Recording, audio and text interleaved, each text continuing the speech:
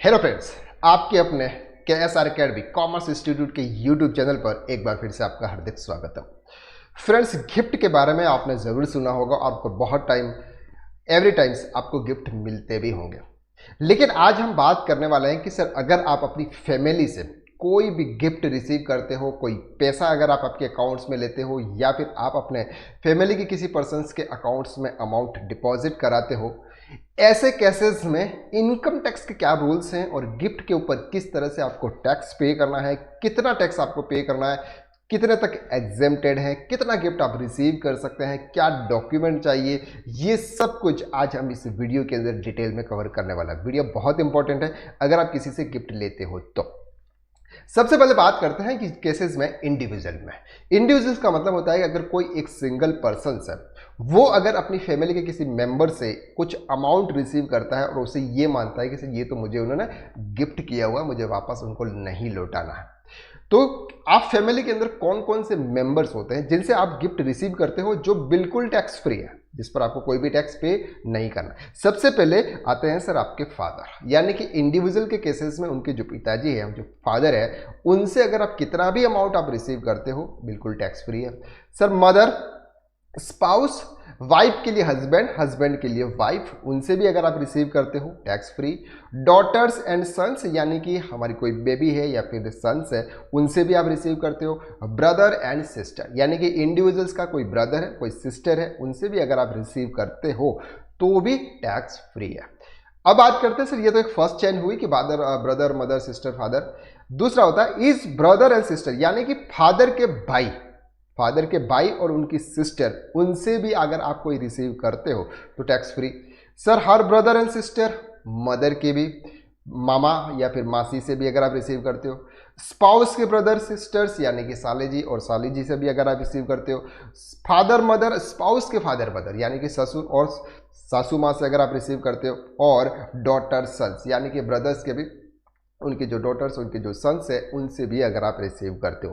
तो ये sir in family है, उन फैमिली से अगर आप किसी से कोई भी अमाउंट एज ए गिफ्ट के रूप में अगर आप रिसीव करते हो वो टैक्स फ्री होता है। Spouse of all the above individuals also consider, यानी कि इनके स्पाउस, जैसे फादर के लिए मदर, मदर के लिए फादर, स्पाउस नॉर्मली डॉटर्स के लिए उनका हस्बैंड, सन्स के लिए उनकी वाइफ, अगर आप उनसे भी अगर आप रिसीव करोगे तो भी टैक्स फ्री है। तो ये एक फैमिली हो गई। उस फैमिली से अगर आप कोई अमाउंट रिसीव करते हो एज ए गिफ्ट के रूप में, अब वो गिफ्ट क्या होता है वो हम आगे देखते हैं, उसके रूप में अगर आप रिसीव करते हो तो उस पर ये टैक्स फ्री है। अब बात करते हैं कि सर मैक्सिमम अमाउंट, यानी कि आप गिफ्ट के रूप में कितना अमाउंट रिसीव कर सकते हो। तो यहाँ पर सर अनलिमिटेड, यानी कि सर उसकी कोई लिमिट नहीं है। सामने वाले की जितनी देने की हैसियत है उसके हिसाब से वो देता है और आप रिसीव करिए, कोई भी इशू नहीं है। गिफ्ट कंटिन्यू और वन टाइम, यानी कि सर एक टाइम गिफ्ट ले या बार बार हमेशा कुछ ना कुछ 50,000, कभी 1 लाख, कभी 2 लाख रुपए लेते रहे। सर वन टाइम ले तो बेटर है, एक ही बार गिफ्ट डीड बन जाती है और अपना काम हो जाता है। गिफ्ट इन कैश, सबसे पहली चीज यहां पर आपको यह ध्यान रखनी है कि कभी भी कोई भी गिफ्ट कैश में आपको नहीं मानना है। जैसे फॉर एग्जांपल एक पर्सन ने बैंक में 10 लाख रुपीस डिपॉजिट किया, क्लियर है, बैंक में उसने 10 लाख रुपीस डिपॉजिट कर दिए, कैश डिपॉजिट किया। और कैश डिपॉजिट करने के बाद जब चार्टर्ड अकाउंटेंट या टैक्स कंसल्टेंट ने उनसे पूछा ये 10 लाख रुपीस कहाँ से आए थे, तो उन्होंने बता दिया कि सर ये तो मेरे पापा ने मुझे गिफ्ट किए थे। ऐसा आपको नहीं बताना है, क्योंकि पापा के पास में 10 लाख रुपीस कैश में कहां से आए वो भी तो प्रूफ होना चाहिए। तो गिफ्ट कभी कैश में वैलिड नहीं होती है, इस चीज को आप ध्यान रखें। Gift in direct bank account, जो भी आप गिफ्ट ले, जिससे भी आप पैसा ले, फैमिली के किसी भी मेंबर से अगर आप पैसा ले रहे हो तो पहले आपको आपके बैंक अकाउंट्स में लेना है। कैसे? फॉर एग्जाम्पल, जैसे फॉर एग्जाम्पल आप एक हाउस परचेज करने के लिए जा रहे हैं जिसकी कॉस्ट है 50 लाख रुपए, और आपने आपकी जो मम्मी थी और आपके जो पापा थे उन्होंने बोला कि सर ये बेटा एक घर ले ले, 25 लाख रुपए पापा देंगे, 25 लाख रुपए मम्मी देगी, दोनों इनकम जनरेट करते थे, दोनों कमाते थे। अब उन्होंने बोला कि 25-25 लाख दोनों ले लो, मतलब हम दोनों दे देंगे और 50 लाख का आप घर ले लो। बेटा गया घर लेने के लिए बिल्डर के पास में, उन्होंने बोला कि सबसे पहले कि ये जो चेक है ये सन के खाते में, यानी कि जो इंडिविजुअल पर्सन है उसके अकाउंट्स में लेना है। कहां से? फादर से बेटे के अकाउंट में, मदर से बेटे के अकाउंट में, और बेटे के अकाउंट से फिर बिल्डर के अकाउंट्स में जाना चाहिए। ये एक प्रोसीजर्स होता है पेमेंट करने का गिफ्ट के केसेस में। तो आपके अकाउंट्स में जो 25 लाख रुपीस आपके मम्मी और आपके पापा ने जो आपको दिए हैं, ये आपके लिए गिफ्ट हुआ। और गिफ्ट का आपने क्या परचेस किया? एक हाउस परचेस किया। उसके लिए सिर्फ डॉक्यूमेंट क्या होना चाहिए कि ये आपके लिए गिफ्ट है। उसके लिए क्या होगा अपने सर? Gift dead. एक गिफ्ट डेड बनती है, वो कैसे बनती है वो हम आगे देखेंगे, यानी कि नेक्स्ट वीडियो में देखेंगे। स्टाम्प पेपर चाहिए और witness of legal heirs with NOC. मतलब ये है कि जैसे फॉर एग्जांपल ए एक बेटा है, उसका एक और भाई है बी। तो सर इस माँ बाप के दो बेटे हैं, एक ए और B.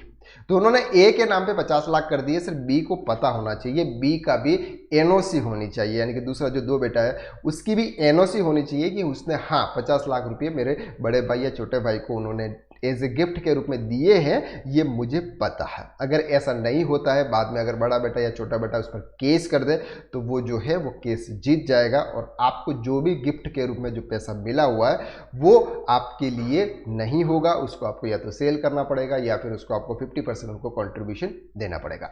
Need sources of income of donor, यानी कि जो भी आपको गिफ्ट दे रहा है, जैसे यहाँ पर माता और पिता आपको 25 लाख रुपीस का जो डोनेशन यानी कि जो गिफ्ट दे रहे हैं, उनकी सोर्सेज ऑफ इनकम प्रूफ होना चाहिए कि वो 25 लाख कहां से लाए। जैसे फॉर एग्जांपल 25 लाख रुपए उन्होंने रिटायर हुए थे, वहां से उनको 50 लाख रुपए मिले, तो 25 लाख रुपए दिए। 25 लाख रुपए की माँ के पास में कोई एफडी थी, वो ब्रेक करा के उन्होंने अपने बेटे के नाम पे ट्रांसफर कर दिए। तो ऐसे कुछ भी वैलिड सोर्सेज ऑफ इनकम होने चाहिए।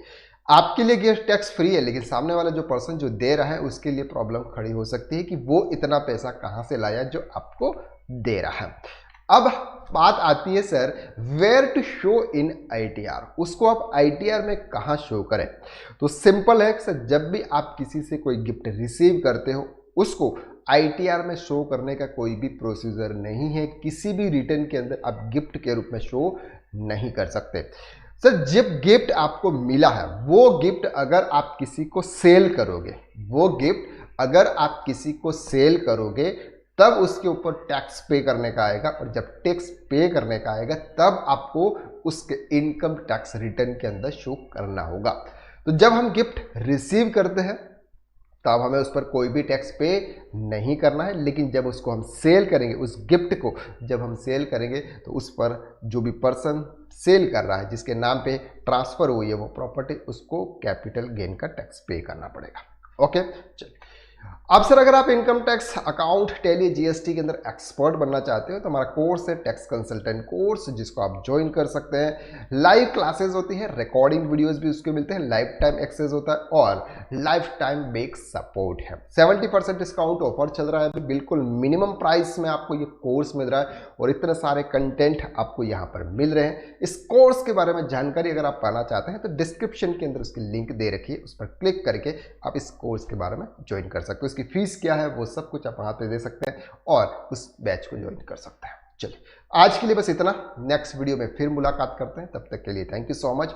अगर आपने हमारे इस चैनल को अभी तक अगर आपने सब्सक्राइब नहीं किया है तो जल्दी से जल्दी कर लीजिएगा। अगर वीडियो आपको अच्छा लगा तो लाइक कीजिएगा और कमेंट करके बताइएगा सर अगर आपको और भी डाउट्स है तो। चलिए थैंक यू सो मच, जय हिंद, जय भारत, जय श्री राम।